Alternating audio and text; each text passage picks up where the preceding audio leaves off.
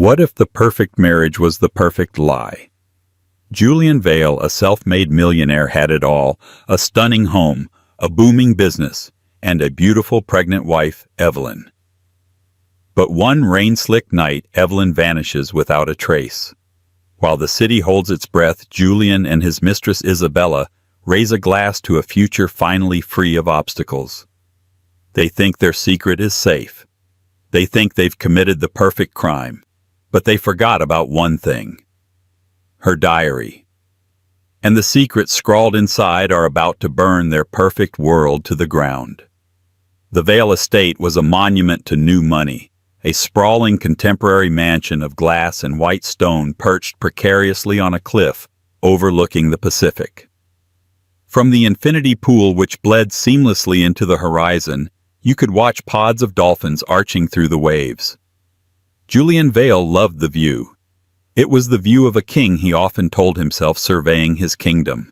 And Evelyn, his wife of 5 years, was supposed to be his queen. Evelyn was beautiful, with the kind of understated elegance that made other women instantly insecure.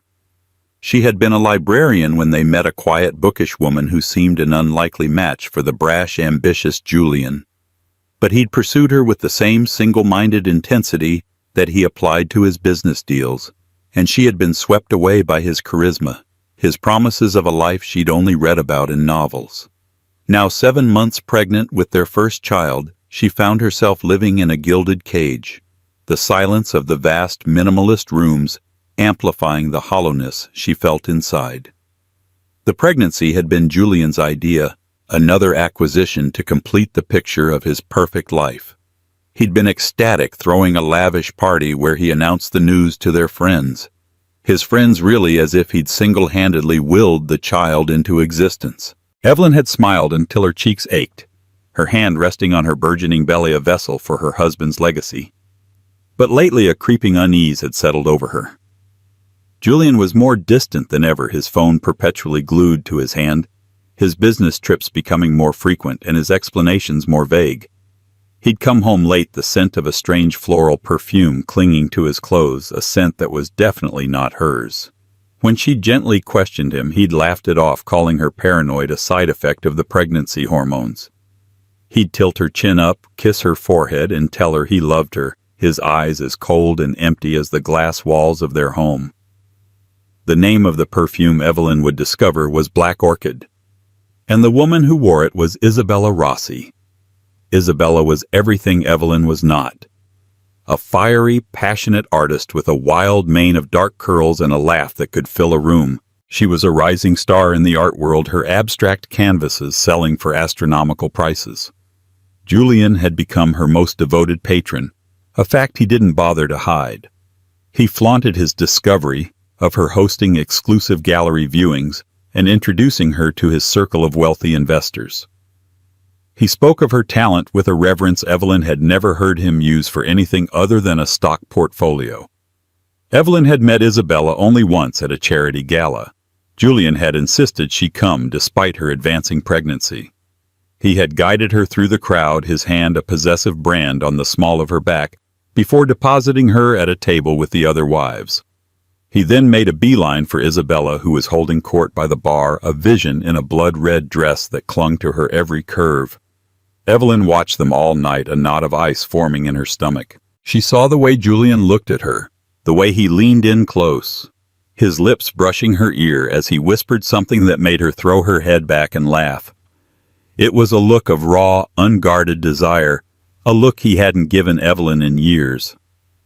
That night, Evelyn started a diary.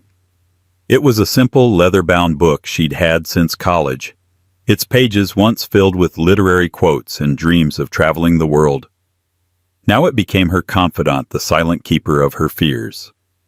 October 12th. Julian was with her again tonight. He called it a last-minute meeting with an investor, but he came home smelling of turpentine and Black Orchid. He thinks I don't know. Or maybe he just doesn't care. He looks right through me these days as if I'm already a ghost. Sometimes I feel like one. October 25th. I saw her car today. A vintage red convertible. It was parked 2 blocks from Julian's downtown office, the one he claims he barely uses. I sat in my car for an hour watching the building, my heart pounding against my ribs. I felt like a fool, a pathetic pregnant fool. Why can't I just confront him? Because I'm afraid. Afraid of what he'll say, afraid of what he'll do, afraid of being alone. Her entries grew more desperate as the weeks went on. She documented the late-night calls, the flimsy alibis, the mounting credit card bills from boutique hotels and designer stores she'd never set foot in. She was building a case, though she didn't know for what. A divorce. He would crush her. Julian Vale did not lose. The breaking point came in early December. Julian announced he had to fly to Singapore for an urgent business trip. He'd be gone for a week. He kissed her goodbye at the door, a perfunctory peck on the cheek telling her to take care of herself and the little guy. The next day, scrolling through social media, a habit she'd picked up to fill the empty hours she saw it, a picture posted by one of Isabella's friends. It was a group shot taken on a sun-drenched beach.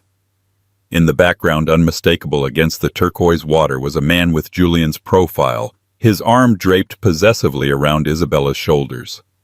The caption read, "Art Basel. Miami has been a dream, especially with these 2 lovebirds." The phone slipped from Evelyn's numb fingers, clattering onto the marble floor. Singapore. He had lied so easily, so carelessly. The betrayal was a physical blow, knocking the air from her lungs.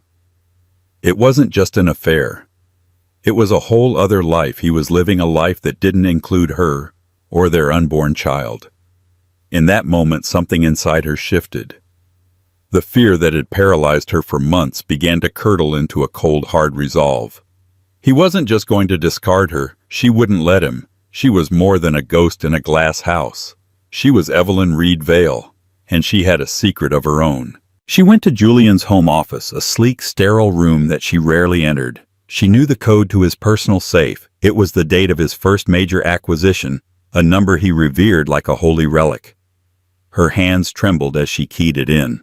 The heavy door swung open. Inside, amongst the stock certificates and property deeds, was a set of files he thought she knew nothing about. Files detailing offshore accounts, shell corporations, and a pattern of systematic fraud that had built the Vale empire on a foundation of lies. She had stumbled upon it by accident months ago, looking for an insurance policy. She hadn't understood the complex web of transactions at the time, but she knew it was illegal. She knew it was the kind of secret that could destroy him. And now she finally had a reason to use it.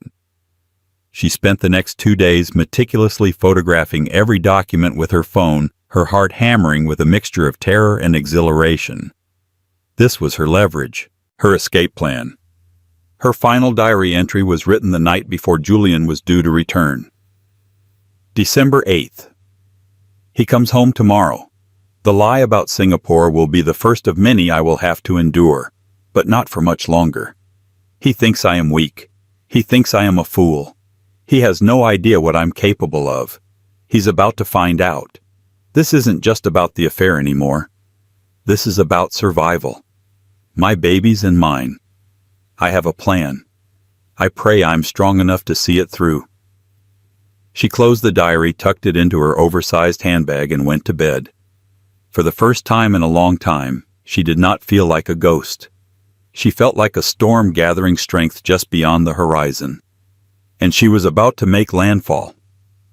The rain began just after dusk, a relentless driving downpour that lashed against the glass walls of the Vale mansion.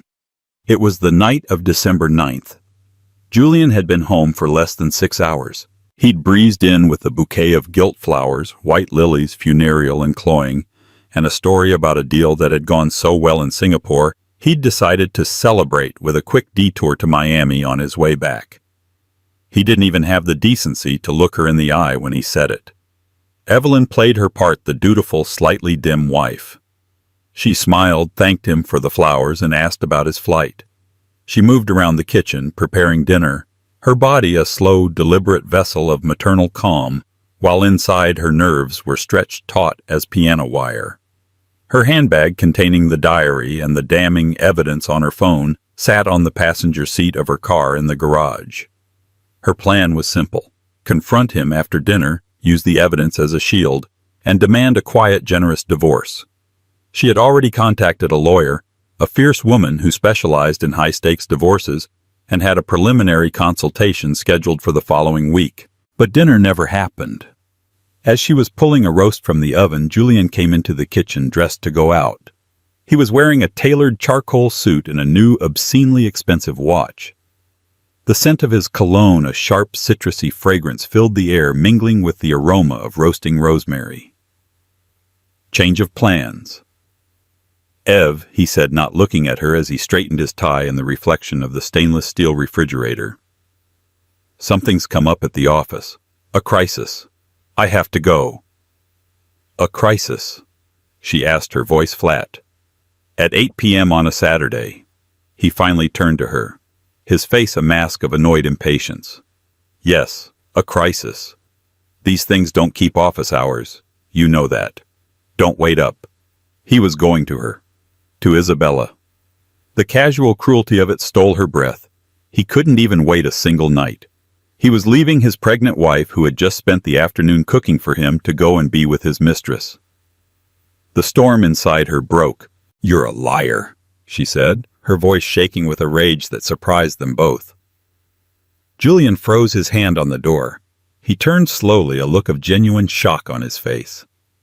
Evelyn had never spoken to him like that before. "What did you just say to me?" "I said you're a liar." She repeated, her voice stronger now. "There's no crisis at the office. You're going to her. Don't insult my intelligence by denying it." A muscle twitched in his jaw. He dropped the pretense, his expression hardening into something cold and dangerous. "So what if I am? What are you going to do about it?" "I'm going to leave you, Julian," she said, her chin high. "And I'm going to take half of everything you have. And if you fight me, I will expose you for the criminal you are." He laughed, a short, ugly bark of a sound. "You're delusional.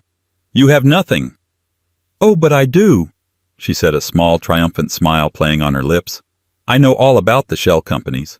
I know about the offshore accounts. I know how you built this empire on a foundation of fraud. And I have proof." The color drained from his face. For the first time she saw fear in his eyes. Raw, primal fear. He took a step towards her, his voice dropping to a low, menacing growl. "You're bluffing." "Am I?" she taunted, emboldened by his reaction. "Check your safe, Julian. I have it all. And it's not in this house. It's somewhere safe. Somewhere you'll never find it." It was a lie, of course.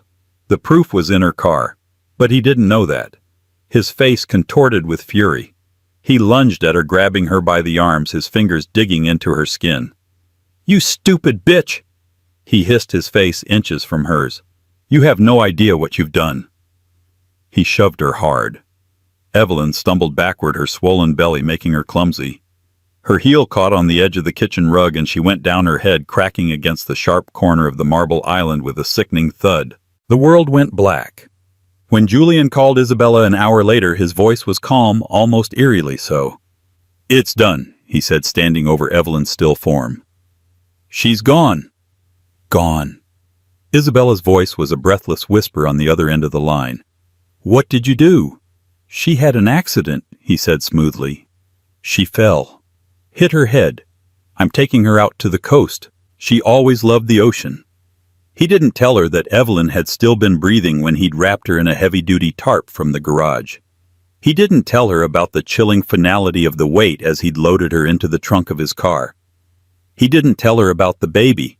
Some details were best left unsaid. He drove for hours, heading north along the winding coastal highway, the rain a furious curtain against his windshield. He found a deserted stretch of cliff, a place where the rocks dropped 100 feet into the churning black water below. He worked quickly, efficiently, his movements precise and methodical. He was Julian Vale. He solved problems. When he returned to the city, it was nearly 3 a.m.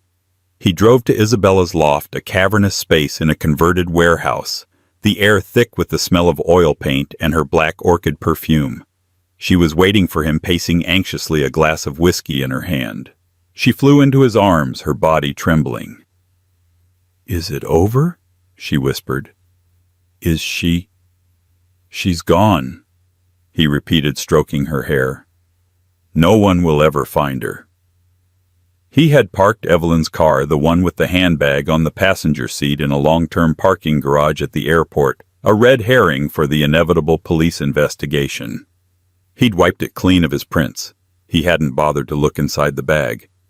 In his panicked haste, it was an oversight, a tiny detail that he would come to regret. Isabella pulled back, her dark eyes searching his. "Are you sure?" "What if someone saw you?" "No one saw me," he said, his voice firm. "I was careful. In a few days I'll report her missing." A distraught husband worried about his unstable pregnant wife. "They'll search, of course. But they won't find anything." A slow smile spread across Isabella's face, a mixture of relief and exhilaration. She refilled her whiskey glass and poured one for him. "To freedom," she said, raising her glass. Julian clinked his glass against hers. "To freedom," he echoed the word, tasting like ashes in his mouth. They drank, the city lights twinkling below them, a silent audience to their unholy celebration. They were free. They were safe. They had gotten away with it. 2 days later, a suitably frantic Julian Vale walked into the 17th precinct of the LAPD and reported his pregnant wife, Evelyn Vale, missing. He wrung his hands, his voice thick with rehearsed emotion, as he told the desk sergeant that she had been depressed, acting erratically, and that he was worried sick. The case landed on the desk of Detective Miles Harding, and the game was about to change. Detective Miles Harding felt a familiar weariness settle into his bones as he drove his unremarkable sedan up the winding driveway of the Vale estate. The place didn't look like a home. It looked like a fortress of wealth, a sterile monument of glass and white stone that seemed to reject the very cliffs it was built on. In his 30 years as a cop, Harding had learned that the bigger the house, the bigger the secrets. And this house was immense. He was met at the door by Julian Vale himself. The man was exactly what Harding had expected: tall, handsome, impeccably dressed in a somber gray cashmere sweater that probably cost more than Harding's monthly mortgage payment.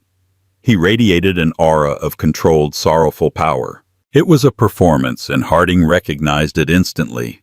He'd seen it 100 times before. "Detective, thank you for coming so quickly," Julian said, his voice a carefully modulated baritone thick with rehearsed emotion. He shook Harding's hand, his grip firm, his eyes holding a look of practiced despair. "Mr. Vale," Harding said, his own voice a low grumble. "Why don't you walk me through it?" The tour was a masterclass in performative grief. Julian pointed out the significant empty spaces in the cavernous home. This was Evelyn's favorite reading nook, he'd say, gesturing to a sleek, uncomfortable-looking chaise lounge. A pristine hardback novel sat on a side table next to a half-finished cup of herbal tea. It was all a little too perfect, like a stage set. Harding noticed there were no personal photographs, no clutter of a life being lived, only curated art and expensive furniture. The air was cold, smelling faintly of lemon cleaner and the cloying funereal scent of white lilies that stood stiffly in a giant vase in the entryway. "I just don't understand it," Julian said, pausing to rub his temples. "She was so excited about the baby. A little hormonal, maybe? Moody? But this... it's not like her to just run off." "When was the last time you saw her?" Mr. Vale Harding asked, his gaze sweeping the room, his mind cataloging the absences. "Saturday night," Julian answered smoothly. "I had to go into the office. A last-minute emergency with our Asian markets. I told her not to wait up. When I got home around 2, she was gone. Her car was gone. I figured she'd gone for a drive to clear her head. We'd had a small disagreement, nothing serious. And you didn't call us until this afternoon, Monday." Harding's question was casual, but his eyes were sharp. "That's nearly 36 hours. I didn't want to overreact," Julian said, the explanation coming a little too quickly. She's done this before, after an argument. Gone to stay with her sister for a night. I called her sister her friends. No one had heard from her. That's when I started to panic. I feel like such a fool for waiting." He let his voice break just enough to be convincing. Harding just nodded, his face impassive. Check alibi. Check friends. Check sister. Note the delay. The story was plausible on the surface, but it felt hollow.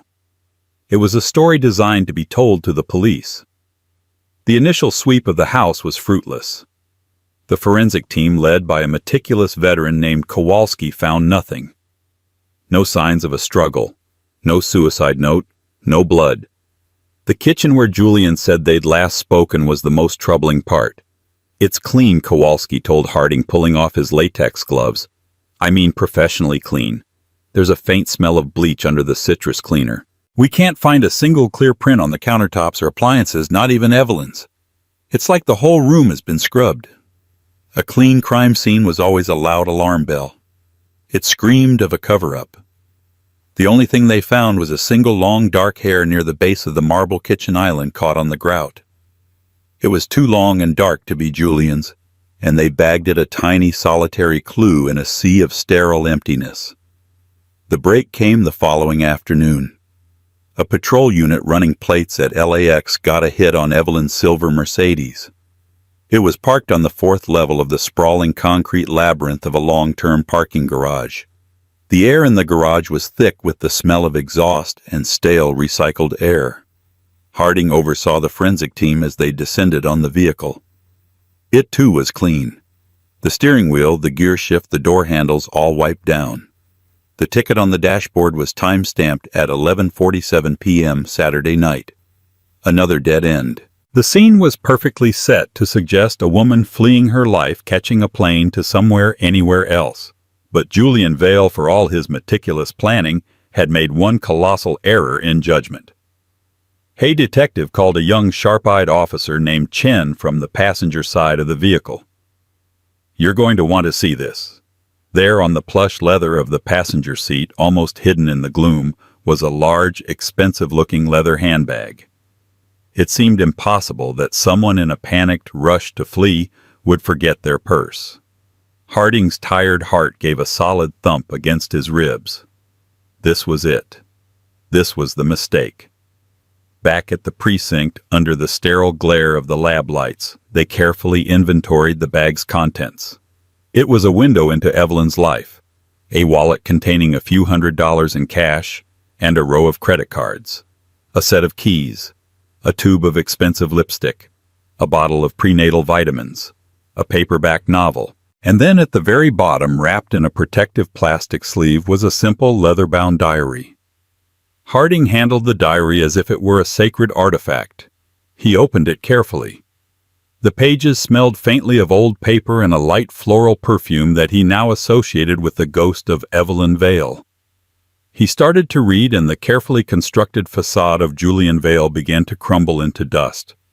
He read for hours, ignoring the ringing phones and the chatter of the squad room. He read about Evelyn's crushing loneliness, her growing fear of her husband, her methodical documentation of his lies. And then he came to a name written over and over again: Isabella Rossi. The diary detailed the late-night calls, the scent of turpentine and perfume on Julian's clothes, the discovery of the affair. Harding's next stop was Isabella Rossi's loft. The warehouse district was a world away from the manicured perfection of the Vale estate. He found her working on a massive violent splash of a canvas, her clothes and hands smeared with paint. She was striking, exuding an artist's intense, unblinking confidence. She played the part of the concerned acquaintance, her brow furrowed with artistic sympathy. "It's just tragic," she said, wiping her hands on a rag, the smell of oil paint thick in the air. "Poor Evelyn. I barely knew her, of course. I know Julian through my work. He's my biggest patron, a wonderful, generous man. I can't imagine what he must be going through." "When was the last time you saw Mr. Vale?" Harding asked, his tone deceptively casual. "Oh, let me think," she said, tilting her head, a gesture that seemed rehearsed. "It must have been last week before his trip. He came by to see a new piece." "Not on Saturday night?" Harding asked, watching her face closely. For a split second, a flicker of pure panic crossed her features before she could wrestle it back under control. Saturday, she laughed a sound that was a little too high-pitched. No, I was here, buried in my work. I was alone all night. Harding let a small, humorless smile touch his lips. It was time to shake the tree. That's funny, because we have a witness who saw Mr. Vale's car parked right outside your building for several hours on Saturday night. Hard to mistake a car like his. It was a complete bluff, a shot in the dark, but his gut screamed that it would hit its mark. It did. Isabella paled visibly, the color draining from her face, leaving her skin the sallow color of unprimed canvas. That's impossible, she stammered. Your witness must be mistaken. There are a lot of cars. Harding didn't press. He didn't need to. He had seen the truth in her eyes. He left her standing frozen in the middle of her studio, a deer caught in the headlights. Back in his car, the city lights blurring through the rain-streaked windshield. Harding felt the tumblers of the case clicking into place. A lying husband. A lying mistress. A coordinated alibi.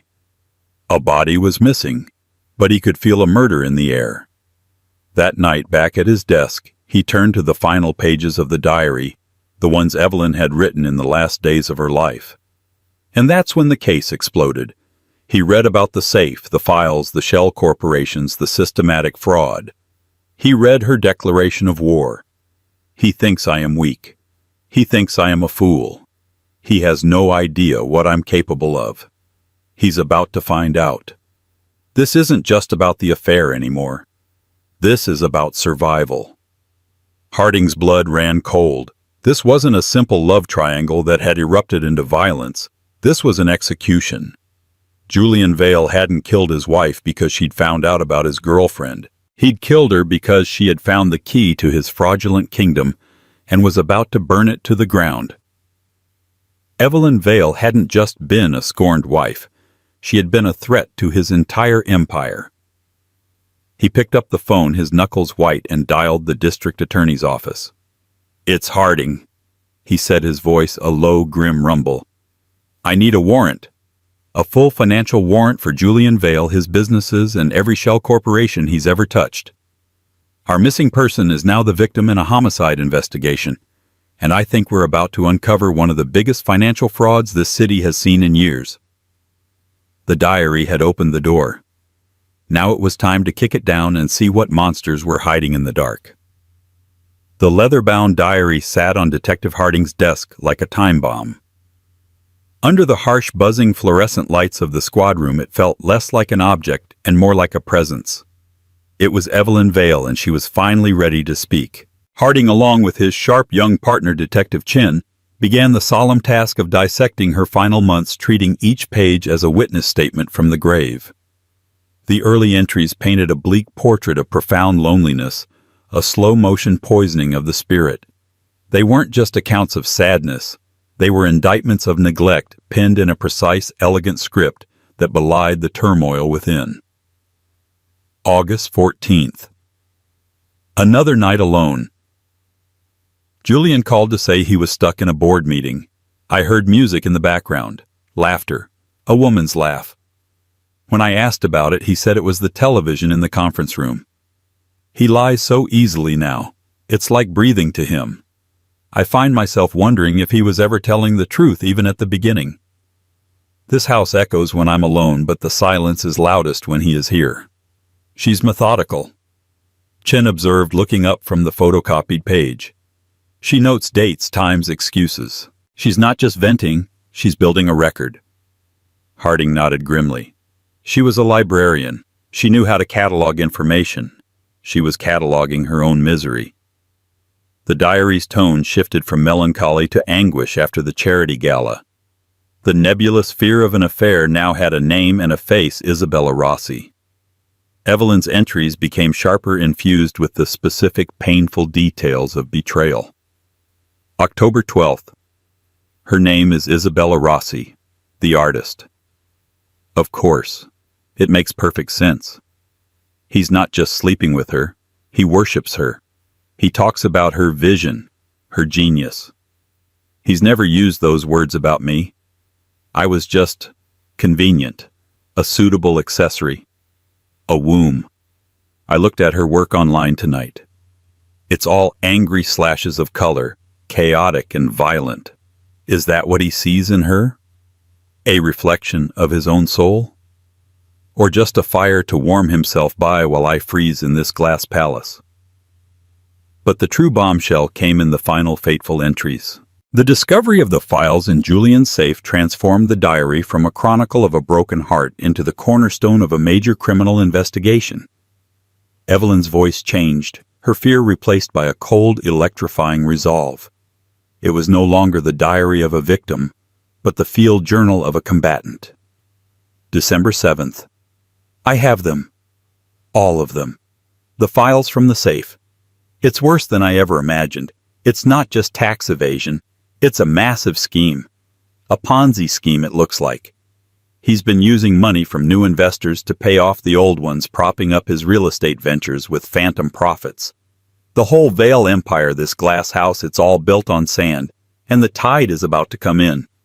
He's used shell corporations registered in the Cayman Islands, all named after characters from his favorite Shakespeare plays. Prospero Holdings. Oberon Investments. The irony is sickening. He sees himself as a master manipulator, a king pulling the strings, but he got sloppy. He used the same lawyer, a man named Marcus Thorne, to set them all up. His signature is on every document. Harding paused his pen, hovering over his notepad. Marcus Thorne. He underlined the name 3 times. Get me everything on this guy, he said to Chen, and find a Sharon Mills, a lawyer specializing in forensic accounting. Evelyn spoke to her. The next pages contained a meticulously transcribed list of account numbers, transaction dates, and corporate entities. It was a detailed roadmap of Julian's criminal enterprise. Evelyn hadn't just found the gun, she'd provided the ballistics report. The team moved with newfound urgency. The financial warrant fast-tracked by a judge who saw the potential scale of the fraud came through by dawn. Harding sent 2 of his most experienced detectives, a pair of grizzled veterans named O'Malley and Diaz, to pay a visit to Marcus Thorne. Thorne's office was on the top floor of a Century City skyscraper, a symphony of polished mahogany and smug success. He greeted the detectives with the oily confidence of a man who believed himself untouchable. That confidence evaporated the moment O'Malley slid the warrant across the massive desk. A financial warrant. Thorne scoffed, barely glancing at it. This is harassment. I'll have to ask you to direct any questions to my...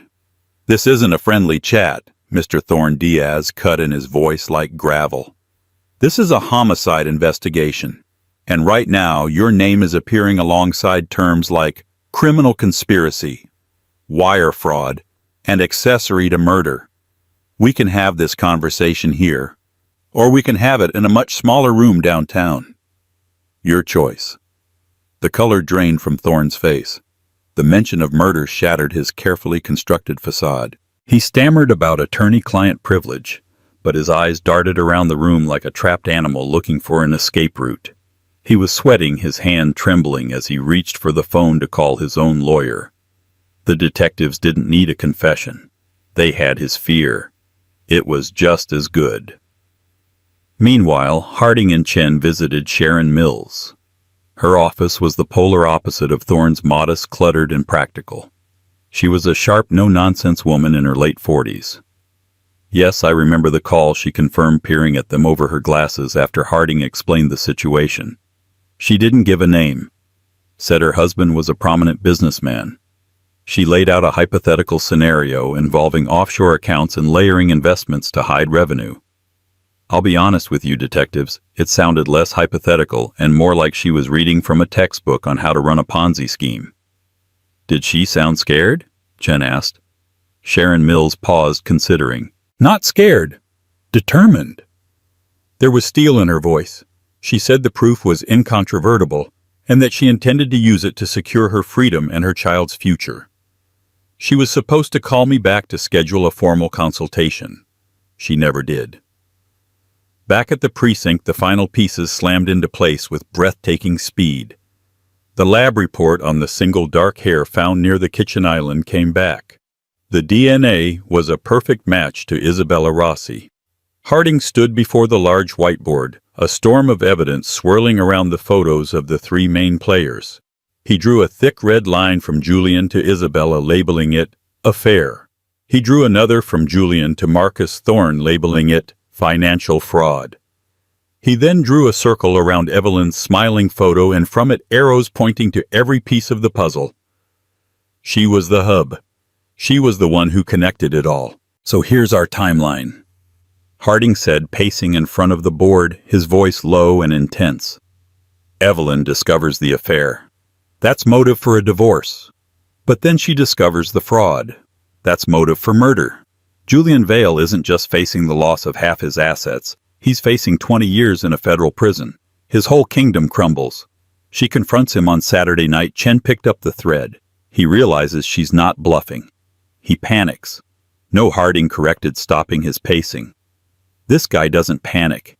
He rages. Evelyn mentioned his temper in the diary. He doesn't see a problem to be solved. He sees an existential threat to be eliminated. He tapped Julian's photo.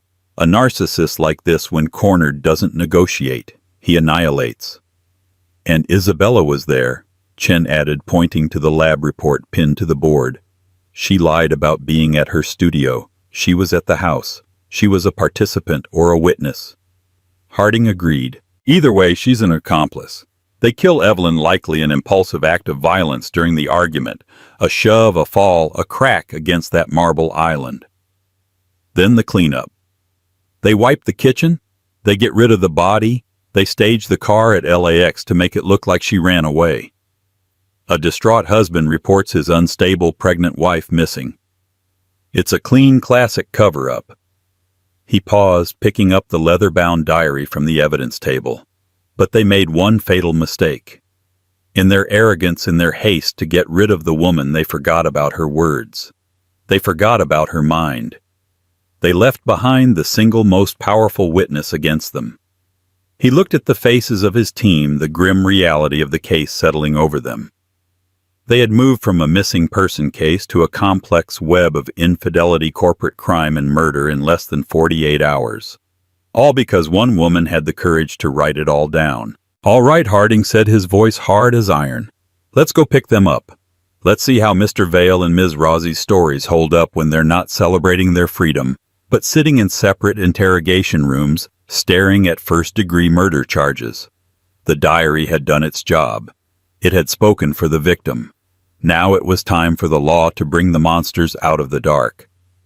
The arrests were synchronized with military precision, executed in the cold gray moments just before dawn. At the Vale mansion, the silent majesty of the glass and stone structure was shattered by the sharp, authoritative knock on the door. Julian Vale, clad in a black silk robe, opened it himself. The mask of the bereaved husband, so carefully worn for days, disintegrated in an instant. It was not fear or surprise that flashed in his eyes, but a chilling, contemptuous fury. He seemed insulted by the intrusion, by the sheer audacity of the law to breach his kingdom. He said nothing as the cuffs clicked shut around his wrists, his gaze fixed on Detective Harding, a look of pure reptilian hatred that promised retribution. Miles away, the scene at Isabella Rossi's loft was one of chaotic, theatrical despair. She answered the door in a paint-splattered jumpsuit, her wild hair a halo around her pale, tear-streaked face.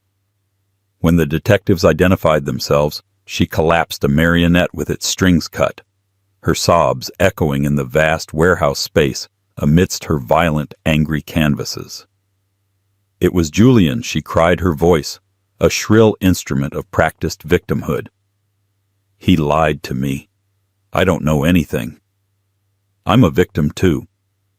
It was a compelling performance, but Harding had read Evelyn's diary.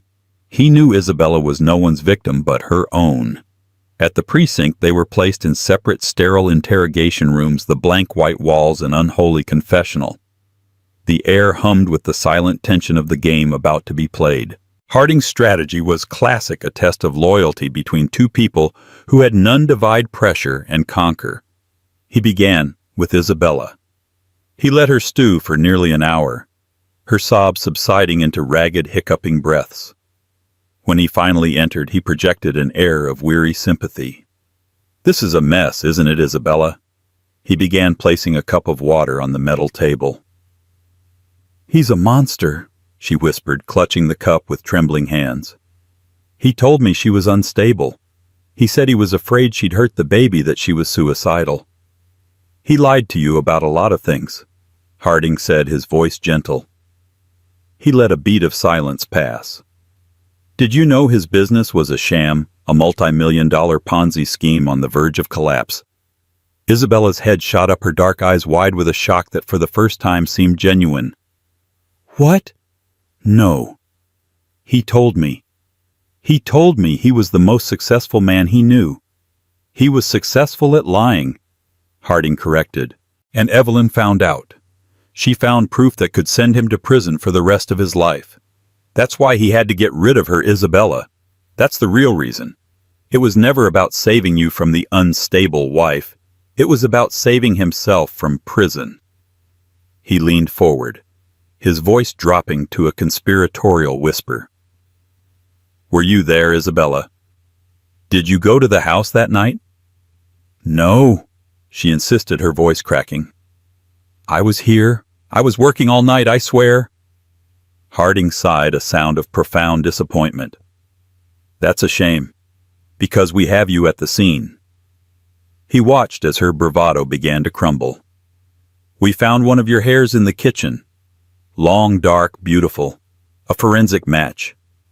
We also have security footage from a neighbor's house showing your car, that distinctive red convertible, pulling away from the Vale Street just after 1 a.m, about an hour after Julian left." The last of Isabella's composure shattered. She stared at him, her mouth opening and closing like a fish, the lies she had constructed dissolving in the face of immutable facts. The fight drained out of her, replaced by a raw animal panic. It was the frantic calculus of self-preservation. "He called me," she blurted out, the words tumbling over each other in a desperate, chaotic flood. "He was in a panic. He said she'd attacked him, that she'd gone crazy, and she fell. He said it was an accident. He begged me to come, said he didn't know what to do. I was scared. He has a temper. You don't know what he's like. I only helped because I was afraid of him. He wrapped her up. He put her in his car. He made me follow him to the coast. He said it was the only way, that if we stuck together no one would ever know. He told me what to say." She was sobbing again, but these were the tears of a cornered animal, not of grief. She gave them the location of the cliff, a desperate offering to save herself, of pinning every ounce of malice and intent squarely on her lover. Armed with a confession and a location, Harding walked down the hall to Julian's room. The millionaire sat ramrod straight, the picture of arrogant defiance. Harding said nothing. He simply placed the leather-bound diary on the table between them. Julian's eyes locked onto the book. For a single unguarded moment, his mask of icy control slipped. It was a flicker of pure, unadulterated dread. The one variable he had failed to control. The one detail he had overlooked in his panicked, meticulous cleanup. "We found it," Julian Harding said, his voice quiet but carrying the weight of condemnation. "In her handbag, in her car at the airport. You made one mistake. You forgot her diary."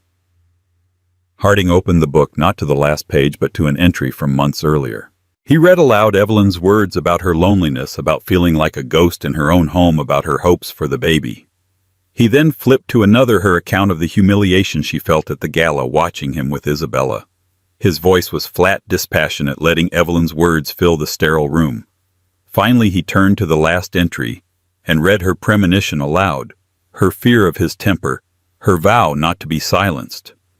When he finished, the silence was a physical thing pressing in on them.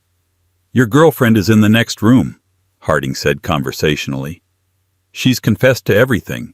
She's painting a very detailed picture for the DA, a picture of a cold-blooded killer who manipulated her, who forced her to help cover up the murder of his pregnant wife. She's saving herself, Julian. She gave you up to save her own skin." Julian's jaw was a knot of granite. His knuckles were white where he gripped the edge of the table. He was a king whose castle had just been stormed, whose subjects had all betrayed him. And it was this small, insignificant book that had brought it all crashing down.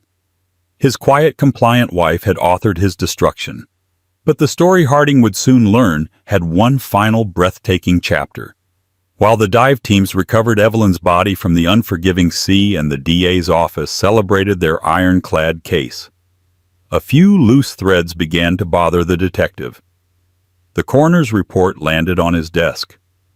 The cause of death was, as expected, blunt force trauma to the head. But the toxicology report contained an anomaly. There were trace amounts of a powerful, fast-acting sedative in Evelyn's system.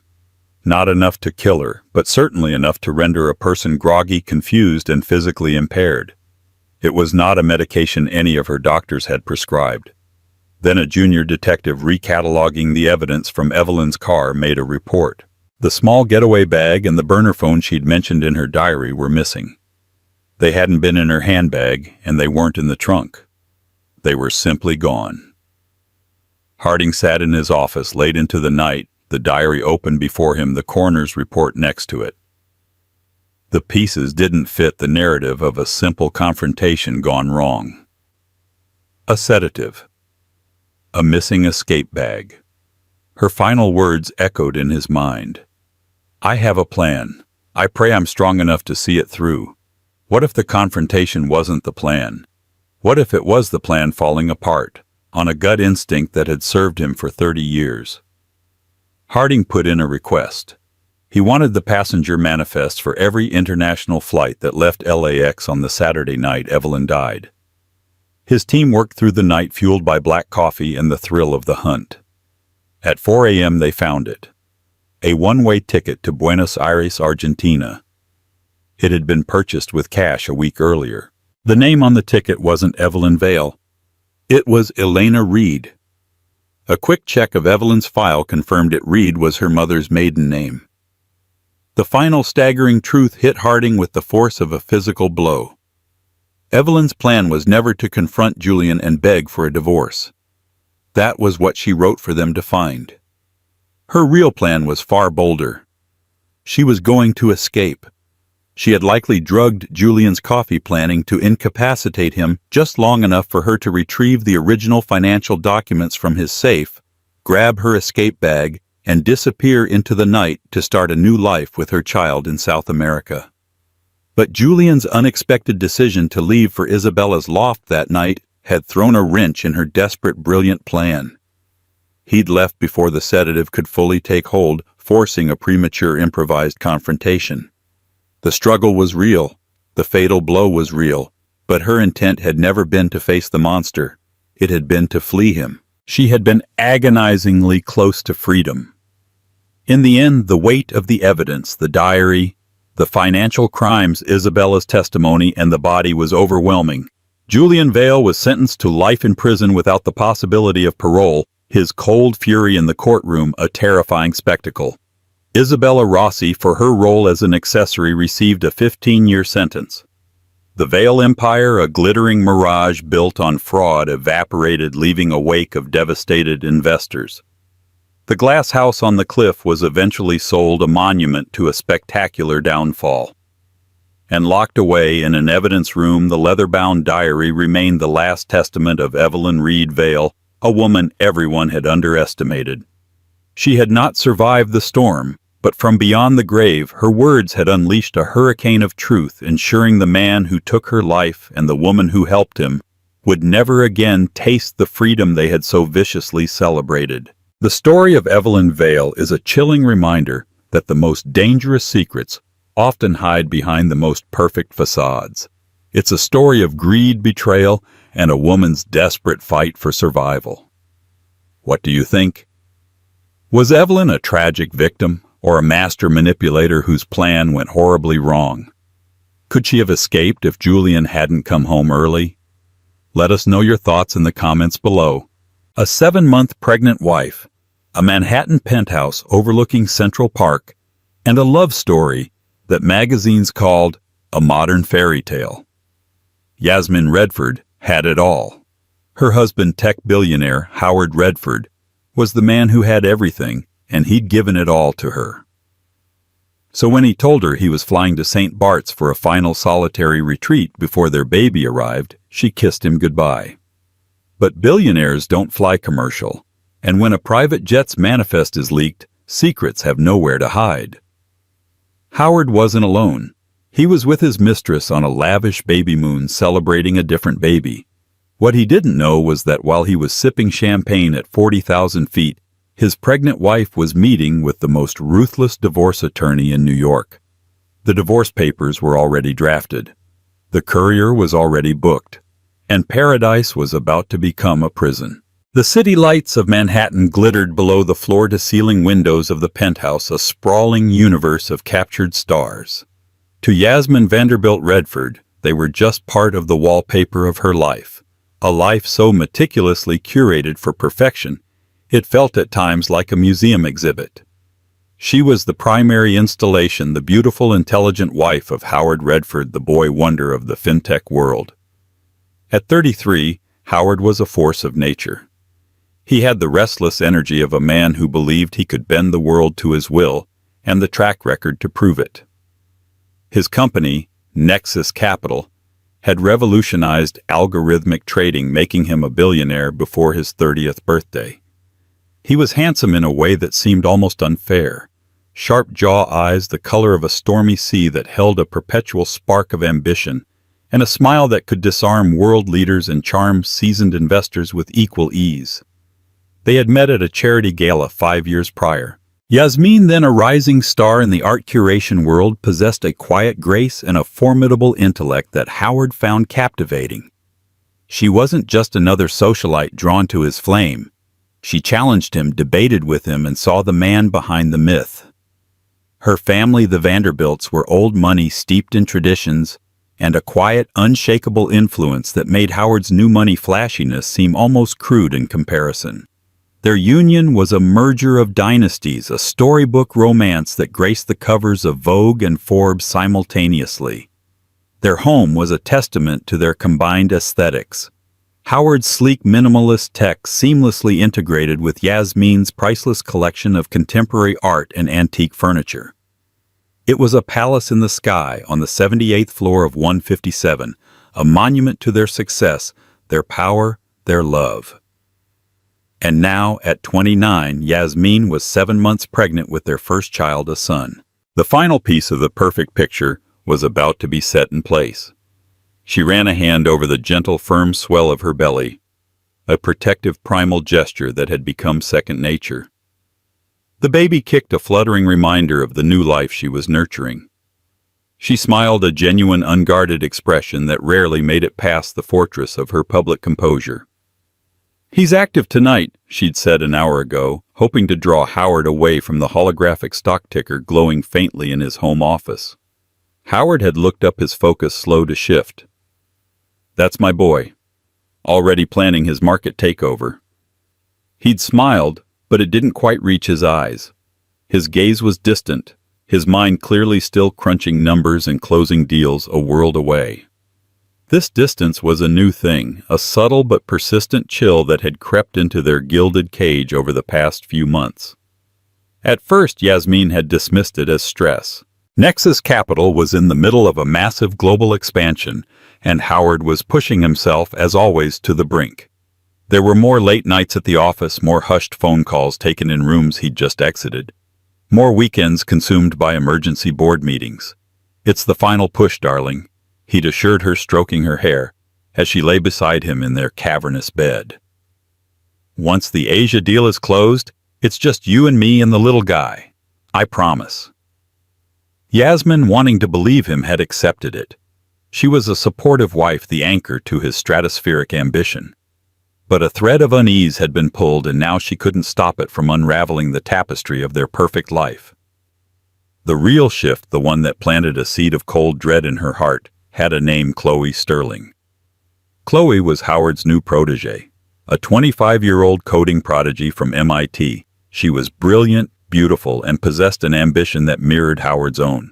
He spoke of her with a reverence that bordered on obsessive. "She sees the market in a way no one else does," he'd say.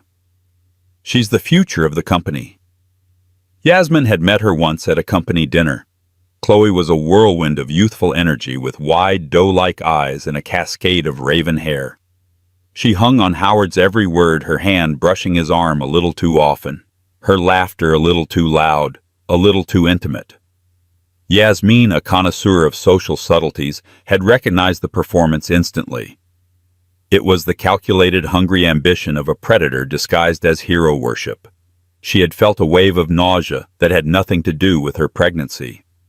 When she had gently mentioned to Howard that Chloe's professional admiration seemed to blur boundaries, he had become uncharacteristically defensive. "Don't be ridiculous, Yasmin," he'd snapped, his voice sharp. "You're being insecure. She's a kid. She's vital to the company. I can't have you making my top talent feel uncomfortable because you're feeling hormonal." The word hung in the air between them, ugly and dismissive. Hormonal. He had never spoken to her like that before. It was a dismissal not just of her concern, but of her perception of her very reality. The argument had escalated their first real venomous fight. They had reconciled, of course, with Howard, apologizing profusely, blaming his stress, and buying her a breathtaking diamond bracelet from Harry Winston as a peace offering. She wore it now, its cold weight a constant glittering reminder of that crack in their foundation. Tonight the unease was a physical presence in the silent penthouse. Howard was packing.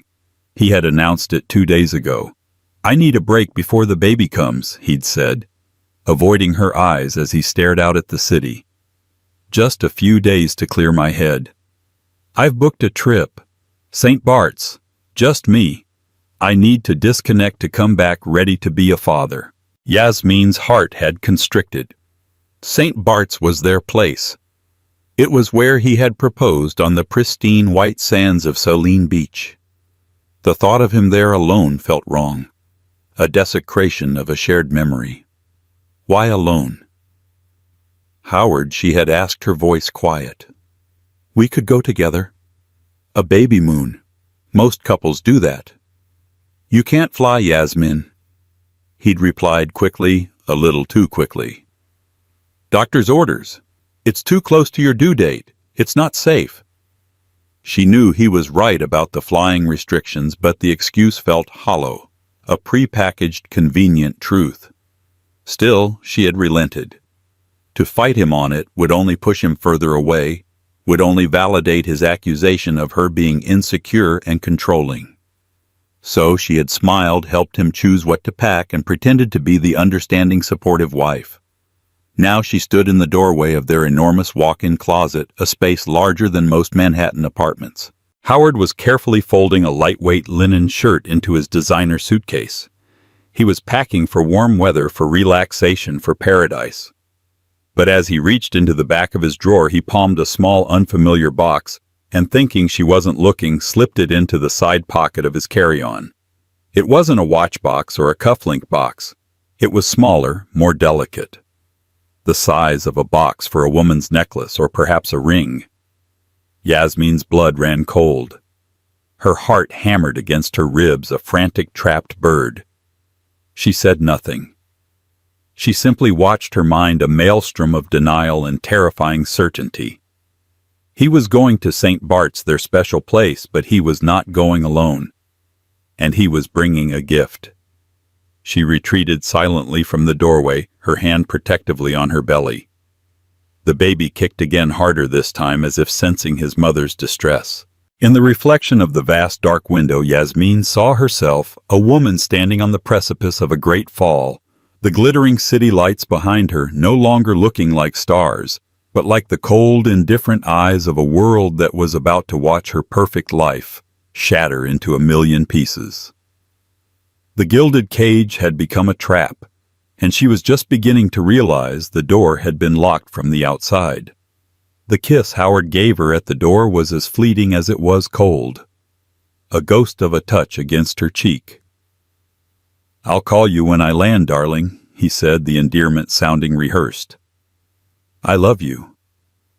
"I love you too," Yasmin whispered the words, tasting like ash in her mouth. She watched the elevator doors slide shut, encasing him in polished brass, and the finality of it felt like a guillotine's drop. The silence he left behind was immense, a roaring vacuum where the hum of his presence used to be. For an hour, she did nothing. She simply stood in the grand foyer, her hand resting on a cool marble console table, her mind refusing to process the implications of the little box and the distant look in her husband's eyes. Denial was a warm, comforting blanket, and she wanted to wrap herself in it to sleep until he came back and proved her fears were nothing more than the paranoid fantasies of a hormonal pregnant woman. But Yasmin Vanderbilt Redford was not a woman who wallowed in denial for long. Her breeding, her education, her very nature were rooted in analysis and action. She had managed art galleries, negotiated with ruthless collectors, and navigated the treacherous social waters of New York's elite. She was a strategist. With a newfound icy resolve, she walked into Howard's home office. The room was his sanctuary, a temple of chrome and black leather.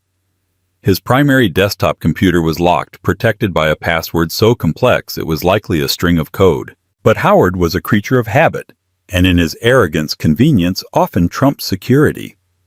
His personal laptop sat on the corner of the desk, still logged in. Her hands trembled as she moved the mouse. The screen flickered to life, showing a half-finished email to his legal team about the Asia expansion. Her guilt was a sharp stabbing pain, but her suspicion was a roaring fire that consumed it. Where to even begin his emails? His calendar. She started with his browser history. Her eyes scanned the list, mostly financial news sites, tech blogs, and links to Nexus Capital's internal servers. Then she saw it. A series of searches from the past week, all centered around St. Bart's. Best private villas. St. Bart's, chef-catered meals. St. Bart's, jewelry stores. Gustavia Cartier, Trinity, necklace price. And then the one that made her breath catch in her throat. St. Bart's, medical clinic, obstetrics. The word pulsed on the screen. Why would he be looking up pregnancy-related medical care in St. Bart's? He had told her she couldn't fly. The only possible reason was that he was going with someone else who was pregnant. The pieces slammed together in her mind with brutal, sickening force. The distant behavior, the constant talk of his brilliant protégé. Chloe. The late nights weren't about work. They were about her. The hushed calls weren't to his board. They were to his mistress. The little box wasn't for a future surprise for Yasmin. It was a Cartier necklace for the other woman he had gotten pregnant. The baby moon he was taking wasn't to prepare for fatherhood with his wife. It was to celebrate a new family he was starting with his employee. A wave of dizziness washed over her, and she gripped the edge of the desk to steady herself, a low, wounded sound escaping her lips. The betrayal was absolute, a multi-layered act of cruelty so profound it was almost elegant in its depravity. He wasn't just cheating. He was replacing her. He was taking their special place, their baby moon, their future, and giving it to someone else. Her grief was a physical thing, a crushing weight on her chest that made it hard to breathe. Tears streamed down her face, hot and silent. The life she had built, the man she loved, the future she was carrying in her womb, it was all a lie. A meticulously constructed, beautifully presented lie. But then through the fog of pain, a different feeling began to surface.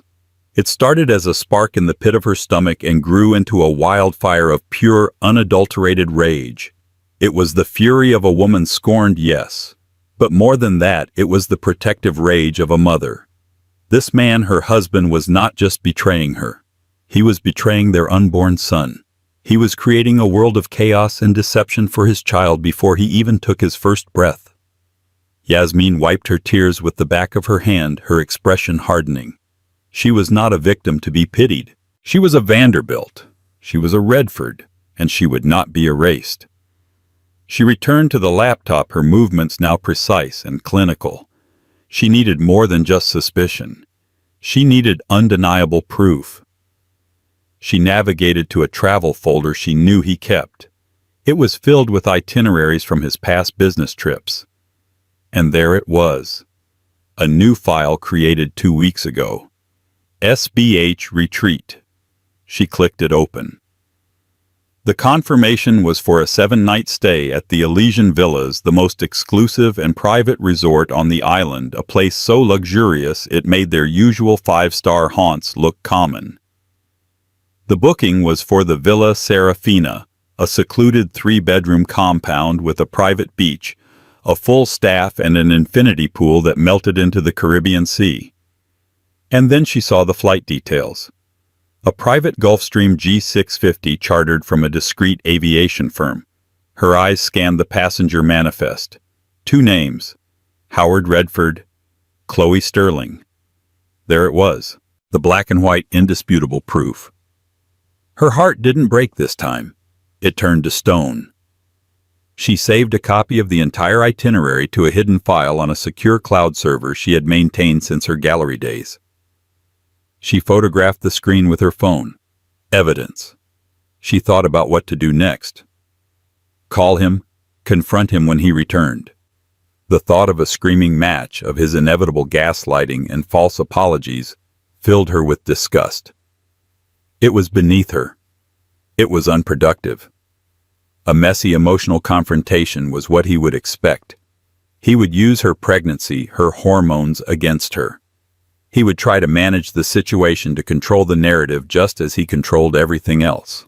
No, she would not give him that satisfaction. She would not play his game. She would invent a new one with new rules. Her mind went to her prenuptial agreement. At the time, it had felt like a formality, a distasteful but necessary piece of paperwork for a man of Howard's wealth. Her own family lawyer had insisted on certain clauses. Clauses Yasmin had barely paid attention to. She remembered one specifically, an infidelity clause. It was ironclad. In the event of proven adultery, the division of assets shifted dramatically in her favor. Her lawyer, a shrewd old man named Samuel Blackwood, had called it the apocalypse clause. At the time she had laughed. Now it was her weapon. But Samuel was a family friend, gentle and diplomatic. She needed more than that. She needed a warrior. She needed someone who would not just handle a divorce, but orchestrate a takedown. There was only one name that came to mind. A name whispered with a mixture of fear and reverence in the elite circles of New York. Eleanor Vance. Vance wasn't just a lawyer. She was a legend, a titan of matrimonial law who had dismantled the empires of some of the most powerful men in the country. She was brilliant, ruthless, and devastatingly expensive. She took on only a handful of cases a year, and she never lost. Yasmin stood up, her back straight, her resolve absolute. The tears were gone, replaced by a cold, hard clarity. Howard thought he was in paradise, celebrating his new life. He had no idea he was flying into the eye of a hurricane.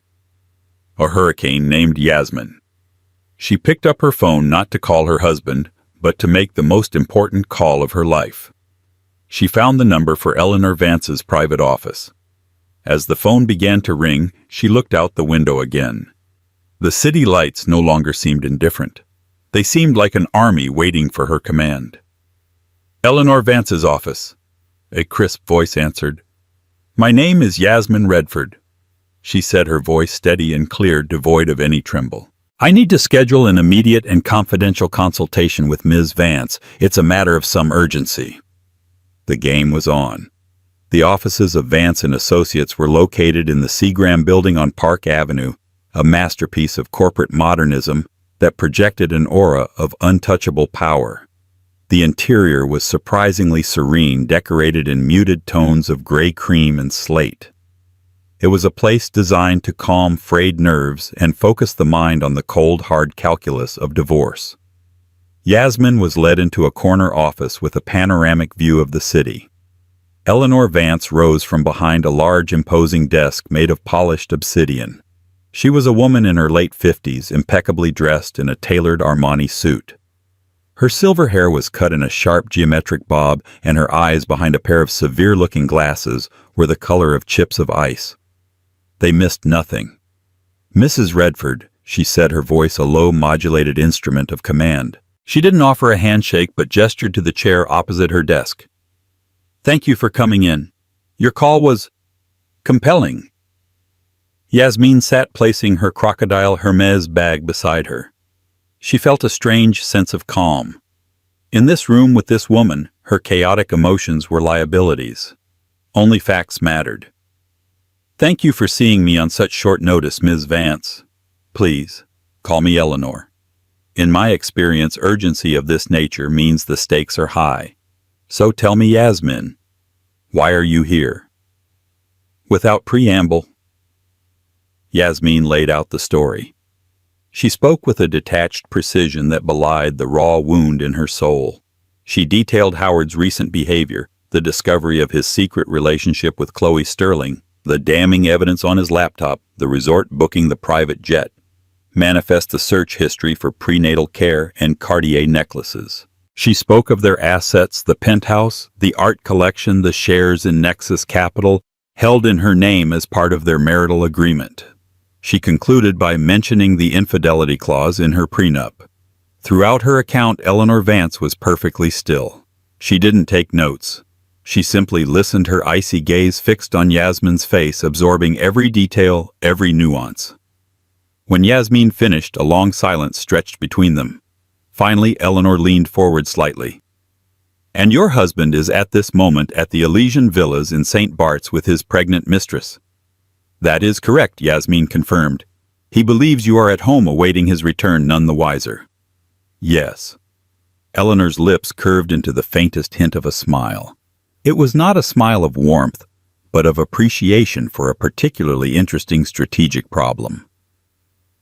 "Good," she said softly. "The element of surprise is our greatest asset. Most women in your position would have called him screaming. They would have given him time to hide assets, to create a counter-narrative, to prepare for war. You did not. That tells me you are not most women." Yasmin felt a flicker of pride. "I have no intention of letting him control this." "Excellent," Eleanor said, her voice gaining a steely edge. "Because we are not going to file for divorce in the traditional way. A quiet filing gives him time to react, to move his money through the labyrinthine shell corporations men like your husband are so fond of. No, we are going to execute what I like to call a decapitation strike." She stood up and walked to the window, her back to Yasmin as she surveyed the city below. "We will file a petition for dissolution of marriage with the New York Supreme Court first thing tomorrow morning. Simultaneously, we will file an ex parte motion for a temporary restraining order. This is key.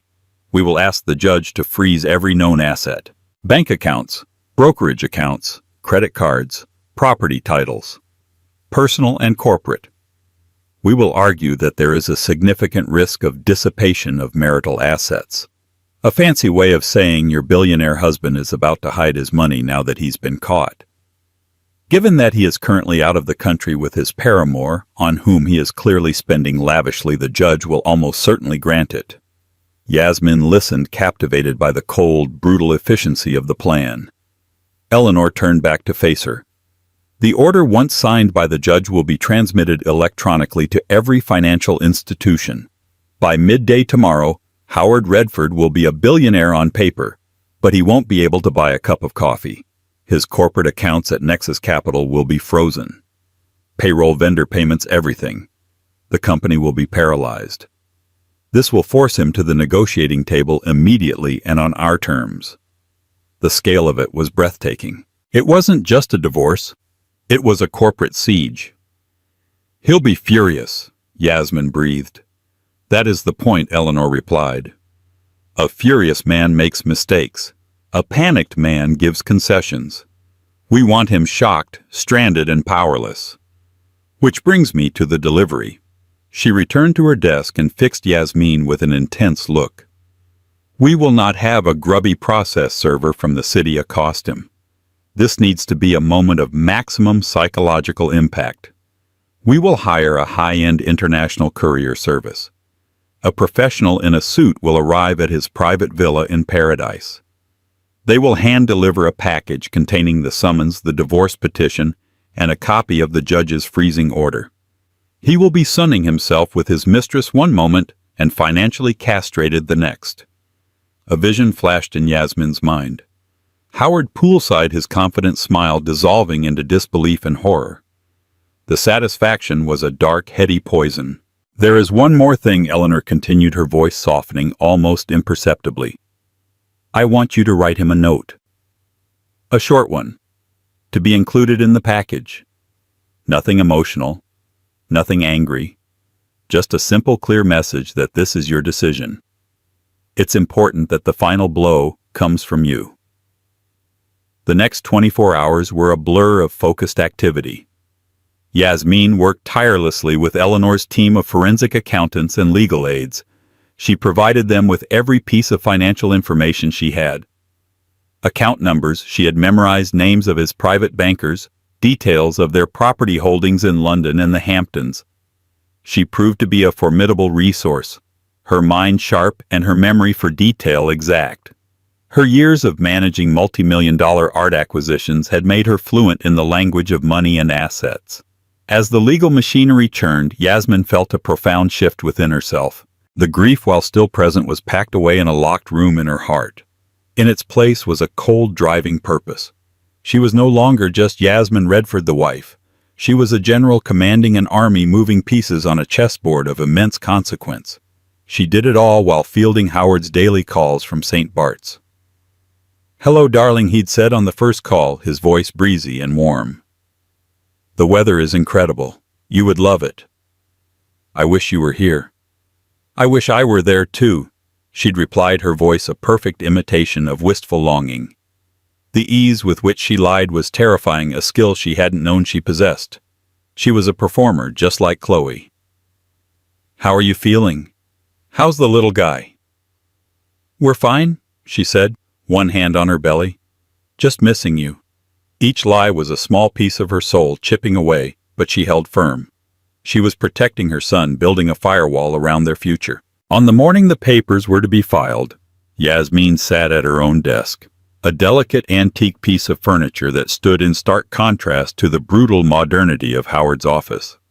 She took out a sheet of her personalized cream-colored stationery. Her handwriting, usually a graceful flowing script, was now tight and controlled. Eleanor had advised her to be concise. She thought for a long time, the pen hovering over the paper. What could she say to the man who was the love of her life and the architect of her greatest pain? In the end, she wrote only 2 sentences. 2 sentences that conveyed everything he needed to know. "Howard, I know about Chloe. I know about the baby. Enjoy St. Bart's. Yasmin." She sealed the note in its matching envelope. It was the most civilized and yet the most savage thing she had ever done. Late that afternoon, Eleanor called. "The judge has signed the order," she said, a note of triumph in her voice. "The wire transfers to the banks are complete. The assets are frozen. The courier is on a flight to St. Martin and will take a private charter to St. Bart's. He will deliver the package to Villa Serafina tomorrow at noon local time." Yasmin hung up the phone. It was done. The storm she had gathered was about to make landfall. She walked over to the vast window and looked down at the city. Far below, a yellow taxi, impossibly small, navigated the canyons of steel and glass. She felt a kinship with it, a small but determined entity moving with purpose through a world of giants. Howard had once told her that in his business, timing was everything. You had to know the exact moment to strike to ensure maximum gain. It seemed she had learned his lessons well. Tomorrow at noon, in his sun-drenched paradise, Howard Redford would learn that his wife was a much better student than he had ever imagined. The Caribbean sun was a benevolent god, casting a brilliant, warm glow over the island of St. Bart's. In the exclusive enclave of the Elysian Villas, perched high on the cliffs overlooking Governor Beach Paradise, was a tangible reality. At Villa Serafina, the sound was of gentle waves kissing a private stretch of sand, the clinking of ice in crystal glasses, and the soft, satisfied laughter of its 2 occupants. Howard Redford lay on a plush white sun lounger, a picture of contented masculinity. He had shed the tension of New York like a heavy coat. His skin was bronzed, his eyes, shielded by designer sunglasses, were closed in blissful repose. Beside him, Chloe Sterling glowed. Her pregnancy, just entering its 5th month, was a neat, compact bump under her stylish bikini. She ran a hand through her dark hair, her eyes sparkling with a triumphant light as she gazed at the man beside her. "Isn't it perfect, Jules?" she murmured, leaning over to kiss his shoulder. "Just perfect. Almost perfect," he said, opening his eyes and smiling at her. He reached into the beach bag beside him and pulled out the small navy blue Cartier box. This might help. Chloe gasped, her hands flying to her mouth. She opened the box to reveal the Trinity necklace, 3 intertwined bands of rose yellow and white gold. It was delicate, iconic, and impossibly expensive. "Oh, Howard," she breathed, her eyes welling with tears. "It's beautiful." "A symbol," he said, his voice smooth as silk. "For us. For our new beginning. A new family." He conveniently ignored the fact that he was still married, that he had a wife 7 months pregnant with his firstborn son in New York. In this sun-drenched bubble, that Yasmin felt a million miles away. Here with Chloe, he was reborn, unshackled from the weight of old money and tradition that Yasmin represented. Chloe was his future, a reflection of his own voracious ambition. As he fastened the necklace around her neck, a man appeared at the edge of the terrace. He was dressed not in resort wear, but in a lightweight gray business suit. He held a sleek leather portfolio. He was discreet, professional, and utterly out of place. Jean-Pierre, the villa's butler, followed a step behind him, looking flustered. "Monsieur Redford, my apologies." This gentleman insisted. "A delivery for you." Howard's brow furrowed in annoyance. "I'm not expecting anything." The courier stepped forward. "Mr. Howard Redford?" he asked, his accent vaguely European. "Yes." Howard answered, his tone clipped. "I have an urgent personal delivery for you from New York." He extended the thick document-sized envelope. It was heavy, official-looking. Howard sighed, taking the package. He assumed it was from his office, some tedious document the board needed him to sign. "Fine, thank you," he said dismissively, placing it on the table beside him, intending to ignore it. "Sir," the courier said, not moving, "my instructions are to wait until you have personally opened the package and acknowledged its contents." Howard shot him a look of pure irritation. The arrogance of it was astounding. "Instructions from whom?" "From the office of Eleanor Vance, on behalf of your wife, Mrs. Yasmin Redford." The name hit Howard like a physical blow. Eleanor Vance. He knew that name. Every billionaire in New York knew that name. It was a name synonymous with ruin. "And then on behalf of your wife, Yasmin." The blood drained from his face. The warm, benevolent sun suddenly felt cold and menacing. Chloe, sensing the drastic shift in his demeanor, sat up straight, her hand protectively on the new necklace. "Jules, what is it? Who is Eleanor Vance?" Howard didn't answer. His hands, suddenly clumsy, fumbled with the clasp of the envelope. He tore it open, his heart pounding a frantic rhythm against his ribs. The first document he pulled out was a summons to the Supreme Court of the State of New York. The bold letters at the top screamed at him. "Petition for dissolution of marriage." He stared at it, his mind refusing to comprehend the words. Divorce. Yasmin was divorcing him. How could she possibly know he had been so careful? His mind raced, trying to find a foothold in the crumbling reality. It had to be a bluff, a misunderstanding.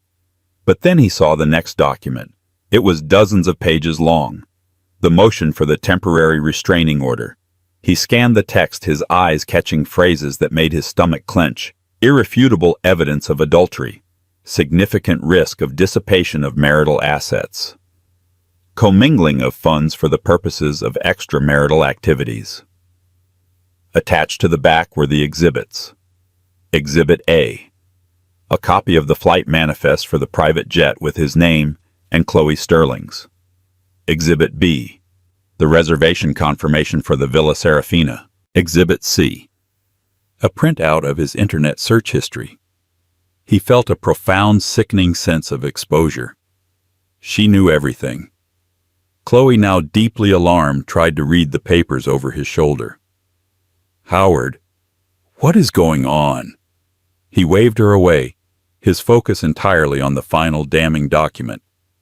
The judge's order. It was stamped signed. He read the operative paragraphs and the world tilted on its axis. It is hereby ordered that all personal and corporate bank accounts, brokerage accounts, and lines of credit listed in Exhibit D, held in the name of Howard Redford and/or Yasmin Vanderbilt Redford, are hereby frozen. It is further ordered that all assets of Nexus Capital LLC are hereby frozen, pending a full accounting of marital funds. Frozen. All of it. The word echoed in the sudden ringing silence of his mind. He was sitting in a $50,000 a night villa, a billionaire on paper, and he suddenly didn't have a dollar to his name. His hand trembled as he reached for the last item in the envelope. It was a single sheet of cream-colored stationery, Yasmin's stationery.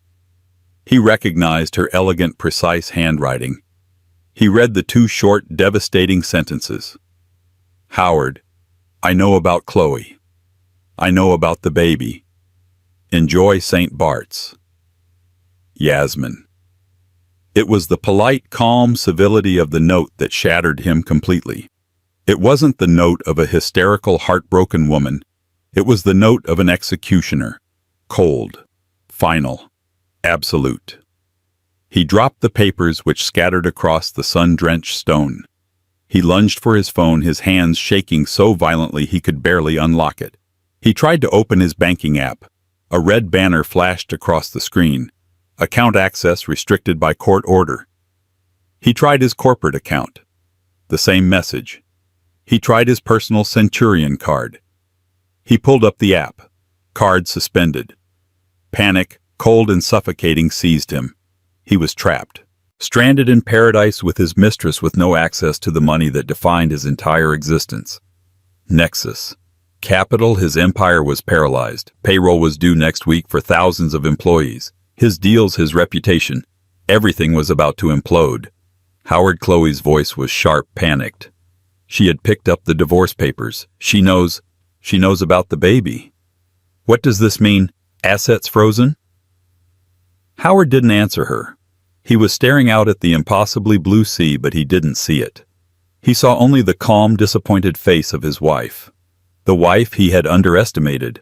The wife he had dismissed as hormonal and insecure. The quiet, graceful woman who had just brought his entire world crashing down around him with nothing more than a pen and a phone call. The courier who had been watching the scene unfold with professional detachment finally spoke. Mr. Redford, do you acknowledge receipt? Howard slowly turned his head, his face a mask of disbelief and impotent rage. He felt a primal scream building in his chest, a roar of fury at his own stupidity, at Yasmin's unexpected treachery. He had come to paradise to celebrate a new beginning, but he had walked directly into the meticulously planned end of his life as he knew it. And the worst part, the part that twisted in his gut like a knife, was the chilling finality of her note. Enjoy St. Bart's. It wasn't just a farewell. It was a curse. The paradise of Villa Serafina transformed into a luxurious prison cell almost instantly. The serene bubble of sun, sea, and champagne popped, leaving behind the acrid smell of panic and recrimination. Howard's first instinct, the instinct of a man used to solving every problem with his checkbook, was to fight to call his lawyers, his bankers, his board members. He stabbed at his phone, dialing his lead attorney at Nexus Capital. The call went to voicemail. He tried his personal wealth manager at Goldman Sachs. Voicemail. He soon realized the horrifying scope of Eleanor Vance's strategy. The court order wouldn't have just gone to the banks. It would have gone to his key personnel, advising them that all communication regarding financial matters was to be directed through Vance's office. He was cut off, isolated. Chloe, her initial shock curdling into fear, watched him pace the terrace like a caged tiger. The Cartier necklace felt like a cold weight on her skin, now no longer a trophy, but a brand. "What are we going to do?" she asked, her voice trembling. "How are we supposed to pay for this place? How are we getting home? Don't you think I'm trying to figure that out? Howard snarled, turning on her. The charm he had cultivated was gone, stripped away to reveal the raw, desperate man beneath. This is your fault. My fault. Chloe shot back, her doe eyes flashing with anger. You're the one who was married. You told me she was fragile, that you were going to leave her after the baby was born. You said you had it all under control. I did have it under control, he roared. But I underestimated her. I underestimated what she was capable of. Their argument spiraled, the beautiful fantasy of their future dissolving into a bitter blame game. All the while, the sun continued to shine and the waves continued to crash, indifferent to the implosion of their affair. Back in New York, Yasmin was the picture of calm control. She sat with Eleanor Vance in the lawyer's obsidian-walled office, monitoring the fallout. Eleanor's phone had been ringing incessantly. Panicked calls from Nexus Capital's board members, from Howard's army of financial advisors, even from the charter jet company, demanding to know how they would be paid for the return flight from St. Bart's.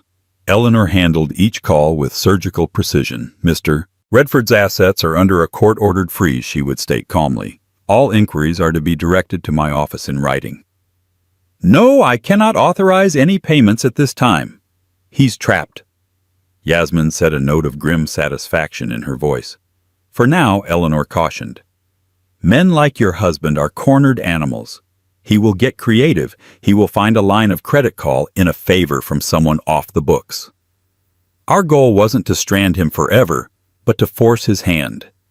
He will have to negotiate. And when he does, he will be negotiating from a position of absolute weakness. The first twist came 2 days later. Howard, having exhausted all his official channels, made a desperate call to a man he knew from his early, hungrier days, a shadowy private equity magnate named Marcus Thorne, with a reputation for operating in the gray areas of international finance. Howard begged for a short-term, high-interest loan, just enough to get home and mount a legal defense. Marcus Thorne agreed, but the price was steep. It wasn't just interest he wanted, it was information. He wanted inside knowledge of Nexus Capital's proprietary trading algorithms, the crown jewels of Howard's empire. Cornered and desperate, Howard agreed. What Howard didn't know was that Marcus Thorne had a silent partner in his equity firm, a partner who had been feeding him information about Howard for months, waiting for the perfect moment of vulnerability to strike. That partner was Yasmin's father, Harrison Vanderbilt. Harrison, a man of immense quiet power from the world of old money, had always distrusted Howard. He saw him as a flashy, arrogant upstart who didn't deserve his daughter. When Yasmin had come to him, not for help, but simply to inform him of her plan, he had put his own chess pieces in motion. He knew Howard's type. When cornered, he would turn to someone like Thorne. Harrison's investment in Thorne's firm gave him a listening post right inside Howard's desperate plea. The call was recorded, providing Eleanor with undeniable proof that Howard was attempting to sell off corporate secrets, which were also marital assets, in direct violation of the court order. Contempt of court. Eleanor set a predatory gleam in her eye as she listened to the recording. This is beautiful. We can use this to strip him of his control over the company entirely. We can petition the judge to appoint an independent receiver to run Nexus Capital. The second, more personal twist came from Chloe Sterling herself. After 2 days of being trapped with a furious, broke Howard, the fantasy was well and truly over. She saw the man he was without his money, volatile, selfish, and weak. Using the villa's Wi-Fi, she did something she should have done months ago. She researched Eleanor Vance, and in her research she found articles about another of Vance's famous cases, a case involving a faked pregnancy and a fraudulent claim on a wealthy industrialist. A seed of an idea began to form. Chloe contacted Eleanor Vance's office, directly requesting a secret meeting. She claimed to have information that would be invaluable to Yasmin's case. Yasmin, against Eleanor's initial advice, agreed to a video call. She needed to see the woman who had tried to destroy her life. On the screen, Chloe looked pale and diminished, the confident glow completely gone. Mrs. Redford. Yasmin. She began, her voice shaky. I know you have no reason to believe me, but I am not the monster you think I am. Howard. He lied to me. He told me your marriage was over a loveless arrangement. He said you were emotionally unstable. And you chose to believe him. Yasmin asked, her voice like ice. I was a fool, Chloe admitted. But I'm also pregnant with his child, and now he is ruined and I am trapped. I want to help you. In exchange for consideration. What kind of consideration? Eleanor cut in her tone sharp. A settlement, Chloe said, finding a sliver of her old confidence. A trust fund for my child. And in return, I will testify that Howard was actively planning to defraud you. That this entire baby moon was a precursor to him hiding assets in offshore accounts under my name. I have emails. He was careless. Yasmin looked at the young woman on the screen. She saw the desperation, the calculated self-interest. It was a tempting offer. Chloe's testimony would cement their case and utterly ruin Howard. But something in Yasmin's gut told her to be cautious. Her motherly instinct was screaming. Chloe, Yasmin said, her voice softening slightly. Before we discuss any deals, I want one thing. A doctor in St. Bart's is going to come to your villa. He will perform an ultrasound. I want to see the image of my husband's child. Chloe's face froze. A flicker of pure panic shot through her eyes before she masked it. That's an invasion of my privacy. It's a condition of any negotiation, Yasmin stated flatly. No scan, no deal. You have 1 hour to agree. Yasmin ended the call. The silence in the room was thick with tension. You think she's lying? Eleanor asked. I think, Yasmin said, her hand on her own very real kicking belly, that a woman who is truly 5 months pregnant doesn't panic at the thought of an ultrasound. An hour later, the call came not from Chloe, but from a frantic Howard. Marcus Thorne had informed him that their deal was off, that Harrison Vanderbilt was involved, and that he was now facing contempt charges. He was broken. Yasmin, please, he begged, his voice cracking. I'll do anything. I'll give you whatever you want. Just call this off. You've destroyed me. You destroyed us, Howard, she replied, her voice devoid of emotion. You did this. As he continued to plead, an email dinged in Eleanor's inbox. It was from the international courier service they had used. The man who delivered the papers had submitted his final expense report. He noted that upon leaving the villa, he had passed the trash receptacle at the end of the long driveway. Sticking out of the top was the distinctive navy blue Cartier box. He had thought nothing of it, but in light of the high-profile nature of the case, decided to mention it. He also attached a photo from his phone. Eleanor opened the image and turned the screen toward Yasmin. It showed the empty Cartier box, but lying beside it in the trash was something else. A small silicone prosthetic. The kind used by actresses, or perhaps by a woman trying to convincingly fake a pregnancy bump. It was the final ugly piece of the puzzle. Chloe wasn't pregnant. She had never been pregnant. The search for obstetrics in St. Bart's wasn't for her care. It was likely Howard researching what a real 5-month pregnancy should look like. The entire affair, the baby, that was the foundation of their new life, was a complete and utter fraud. A scam designed to entrap a billionaire, and Howard, in his arrogance and ego, had fallen for it completely. Yasmin looked at the picture, then back at the city skyline. Her husband hadn't just betrayed her for another woman.